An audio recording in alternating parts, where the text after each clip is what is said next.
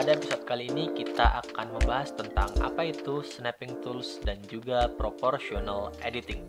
Bisa kita lihat di dalam 3D viewport kita bahwa ketika kita nyalakan snap tools, maka kali ini ketika kita gerakkan objeknya, maka gerakan objek akan lompat sejauh satu grid atau increment. Di sini, grid ini bisa kita ubah ukurannya di dalam tab overlays di sini. Jadi misalkan kita akan perbesar maupun perkecil, bisa kita rubah di menu overlays.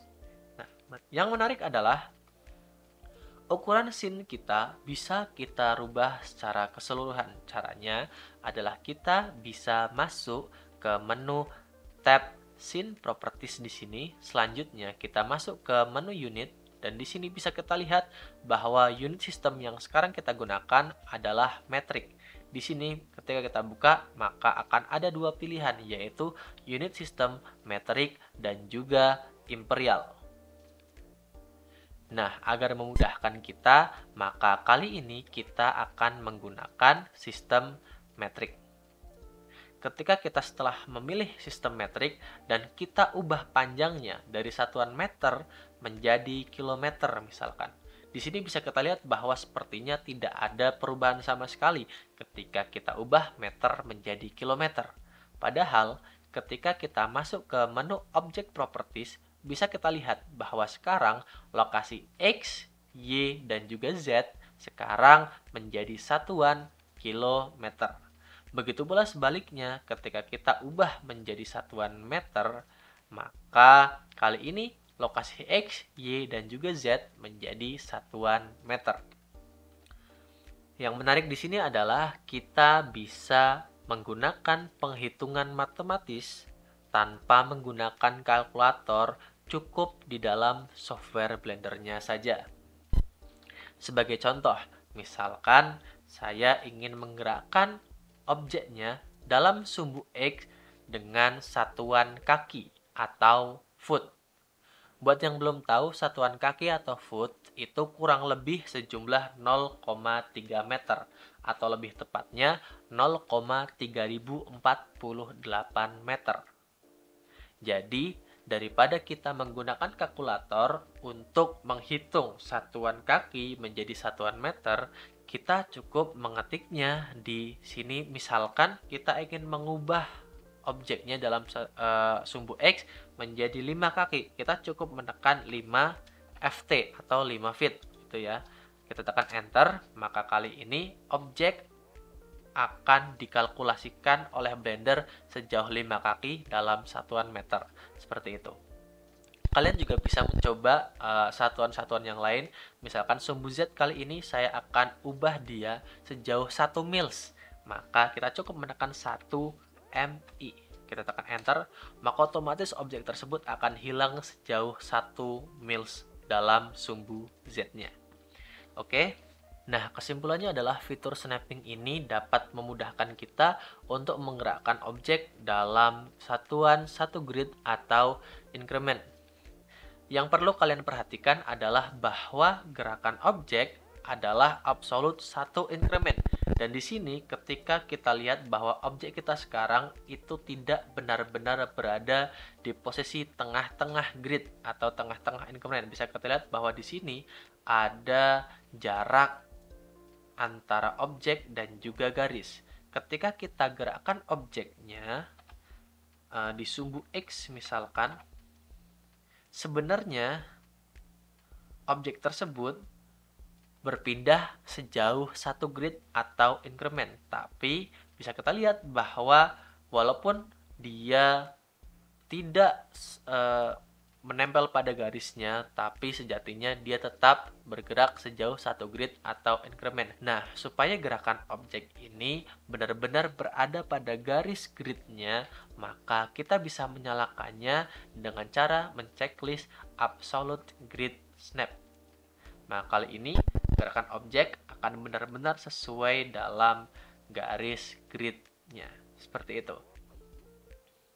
Fitur snapping ini juga bisa kita gunakan tanpa harus menyalakan dan mematikan fiturnya di menu yang ada di atas ini.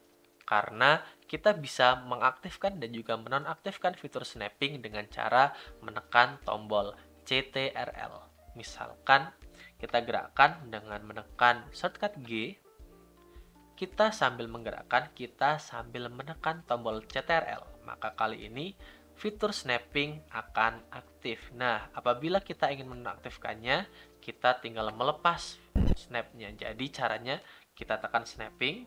Ketika sudah dirasa beres lokasi dari objek yang kita inginkan, kita bisa menekan klik OK, lalu kita lepas CTRL. Seperti itu.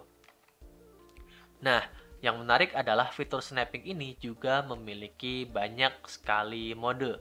Antara lain, yang pertama kita coba adalah vertex snapping.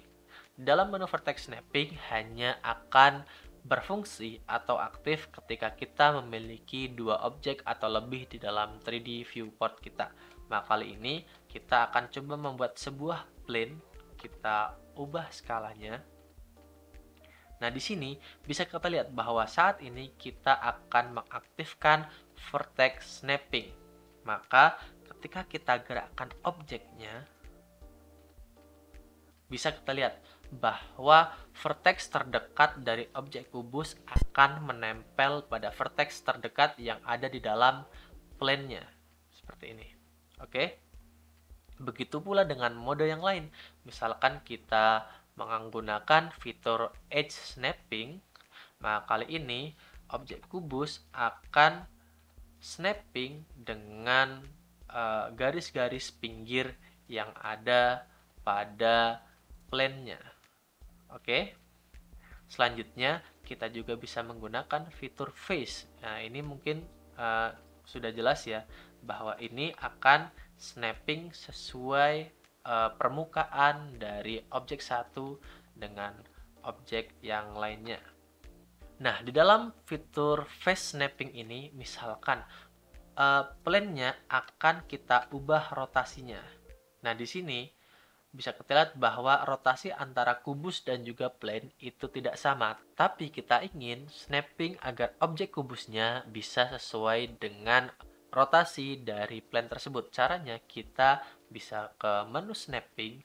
Selanjutnya kita bisa menceklis align rotation to target. Maka kali ini ketika kita gerakkan objeknya, maka otomatis objek kubusnya akan mengikuti rotasi dari plane-nya. Yang terakhir dalam video kali ini adalah kita akan belajar tentang apa itu proportional editing. Fitur proportional editing hanya akan aktif apabila kita memiliki dua atau lebih objek di dalam 3D viewport kita. Misalnya adalah ketika kita gerakkan satu objek ke atas, maka tidak ada perubahan yang terjadi. Namun kali ini ketika kita aktifkan fitur proportional editing object, ketika kita tekan gerakan objek tersebut, maka akan muncul lingkaran di tengah 3D viewport kita. Nah, ketika kita scroll ke depan, maka ukuran lingkaran tersebut akan semakin kecil. Dan apabila kita tekan ke belakang, maka ukuran lingkaran tersebut akan semakin besar. Dan lihat apa yang terjadi ketika lingkarannya semakin besar. Nah, bisa kita lihat bahwa sekarang objek tersebut akan mempengaruhi objek-objek lainnya secara gradual sesuai dari radius lingkaran tersebut. Jadi semakin lebar lingkaran tersebut, maka akan mempengaruhi jangkauan yang lebih luas. Begitu pula sebaliknya, apabila kita perkecil dengan cara scroll ke depan, maka otomatis objek-objek yang terpengaruh pun akan semakin sempit. Nah, biasanya orang-orang yang baru masuk ke dalam Blender ketika mengaktifkan proportional editing akan bingung karena dia tidak menemukan lingkarannya. Ini disebabkan karena lingkaran tersebut terlalu besar. Kalian coba bisa scroll ke depan untuk mengecilkan ukuran dari lingkaran proportional editing tersebut. Baik, seperti halnya snapping tools, proportional editing juga memiliki banyak sekali fitur. Di sini bisa kalian coba sendiri, misalkan ada smooth seperti yang tadi sudah kita contohkan, selanjutnya spear. Misalkan spear. Selanjutnya kita juga bisa konstan, misalkan. Jadi konstan ini akan mempengaruhi objek sekitarnya dengan posisi yang sama dengan objek yang kita gerakkan. Nah, yang paling menarik di sini adalah random. Jadi ketika kita gerakkan objek di tengah, maka objek-objek yang lainnya akan di-generate secara random. Dan ini akan menghasilkan objek yang sangat bagus untuk dilihat. Baik, mungkin itu saja apa yang bisa saya sampaikan dalam episode kali ini. Kalian bisa mempraktekkan hal-hal apa saja yang tadi sudah kalian pelajari sebelum masuk ke episode selanjutnya. Bye.